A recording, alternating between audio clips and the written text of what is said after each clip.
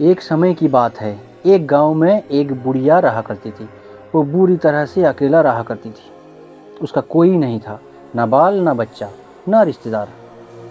सुबह शाम लोगों के छोटे मोटे काम किया करती थी, जिसके बदले लोग उसको पैसे, अनाज या खाने पीने का सामान दिया करते थे, जिसको खा पी कर अपना जीवन बिताया करती थी।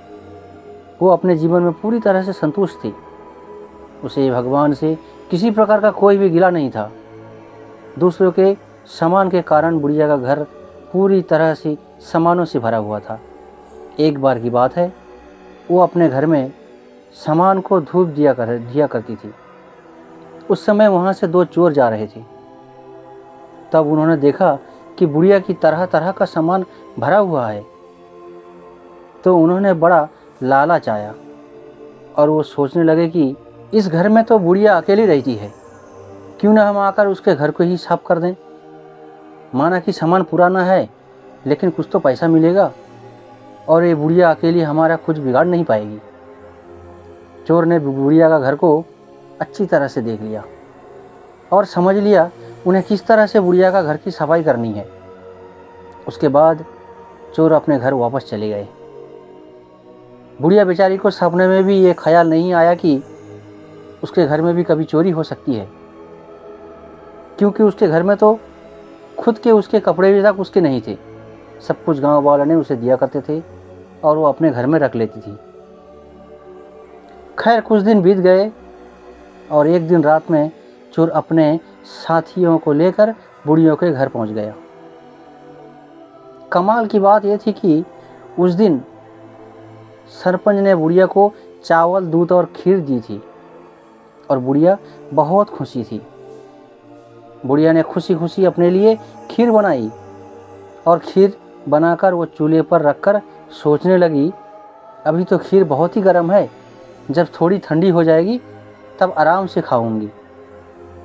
और अपने बिस्तर पर लेट गई और खीर को ठंडा होने का इंतज़ार करने लगी। लेटे लेटे उसे नींद आ गई और वो सो गई और वो ज़ोर ज़ोर से खर्राटे लेने लगी। चोर बाहर खड़े थे। बुढ़िया के खर्राटे सुनकर वो सोचा कि चलो अब रास्ता साफ है, चलो अब रास्ता साफ हो गया और अब हम आराम से बुढ़िया का घर साफ कर। वो सब आकर जल्दी जल्दी बुढ़िया का घर में, परंतु कमाल की बात यह थी कि उन्होंने जो देखा था वो बिल्कुल गलत था। बुढ़िया का घर तो सामान से भरा हुआ था, मगर एक भी सामान साबुत नहीं था। हर सामान टूटा फूटा, पुराना और ख़राब था। उस चोर बड़ा दुखी हुआ और बुढ़िया को बहुत गालियाँ देने लगे।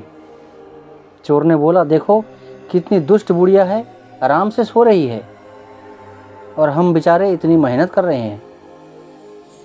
तब दूसरे चोर का नज़र उस चूल्हा पे रखे खीर पर पड़ी।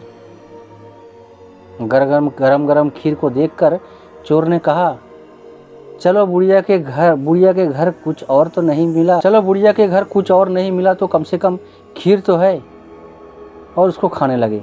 जब वो खीर खाकर जाने लगे तब उन्होंने बुढ़िया की तरफ देखा। उसका हाथ खुला हुआ था, जैसे वो कुछ मांग रही थी, और साथ ही उनका मुंह भी खुला हुआ था। सोचा कि जिसे देखकर चोर ने सोचा कि बेचारी बुढ़िया लोगों से मांग मांग कर अपना जीवन बिता रही है, लगता है बहुत थक गई है और खाने के लिए खीर मांग रही है। आखिर उम्र में तो हमारी माँ ही है। और बिना कुछ सोचे समझे गरम गरम खीर बुढ़िया के मुंह में डाल दी। गरम गरम खीर मुंह में पड़ते ही बुढ़िया जोर से चिल्लाई, हाय दैया, मार दिया रे, हाय हाय मार डाला रे। बुढ़िया के चीखे सुनते ही चोर दौड़ के मारे जल्दी जल्दी छुपने लगे। जिसने मुंह में खीर डाली थी वो ऊपर जाकर छिप गया और एक चारपाई का नीचे और एक चारपाई का दाहिने की ओर छुप गया। बुढ़िया की चीख सुनते ही गांव वाले बुढ़िया के घर आ गए और पूछने लगे, क्या हुआ माँ? बुढ़िया बोली, मुझे क्या पता, ऊपर वाला जाने। ये सुनते ही ऊपर वाला छिपा हुआ चोर बोला, अरे भला मैं क्या जानूं, तुम्हारे चारपाई के नीचे वाला जो जाने। ये सुनते ही चारपाई के नीचे छिपा चोर बोला, मैं क्यों जानूं, चारपाई के दाहिने छिपा चोर जाने। और इस तरह से तीनों चोर ने खुद ही अपने आप का पता बोल दिया गांव वालों के सामने। फिर गांव वालों ने उन्हें पकड़कर खूब पिटाई की और वापस भेज दिया। उसके बाद से चोरों ने कान पकड़ा कि आज के बाद कभी चोरी नहीं करेंगे। तो ये कहानी है दोस्तों, चोर चाहे जितनी भी कोशिश कर ले अपने आप को छुपाने की, लेकिन वो फिर भी पकड़ा जाता है। इसलिए हमें कभी चोरी नहीं करना चाहिए और अपने बच्चों को यही सीख देना चाहिए।